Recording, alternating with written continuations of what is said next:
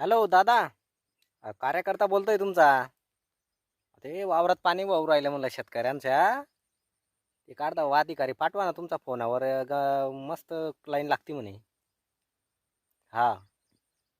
आता माझं नाही बरं, ते शेतकऱ्याचीच नुकसान आहे. हे परतीचे पावसानं लावलं, आता पुन्हा थोडंफार आटलं होतं पाणी, पुन्हा सुरू झालं.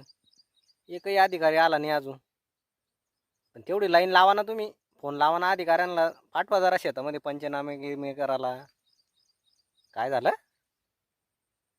हा, ते तुमचं प्रकरण का? ते मुरुम उपसा. हा हा, ते अधिकारी ते लांबलं का जास्त? असं आहे का?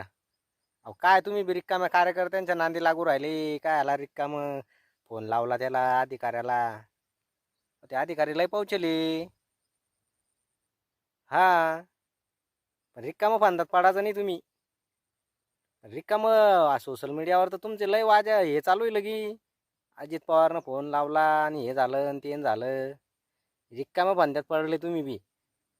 पण हे पहा ना तुम्ही, आमच्या अधिकाऱ्याला लावा फोन. हे काढ द्या, सोयगाव तालुका, संभाजीनगर जिल्हा. पहा भाऊ तेवढं. तुमच्या फोनावर गोष्टी होत्या म्हणे. एका फोनावर तुम्ही इकडच्या तिकडे करता म्हणे. करा तेवढं. चालेल चालेल, ठीक आहे. हो हो हो. 2 दिवसात का? बरं चालेल ना.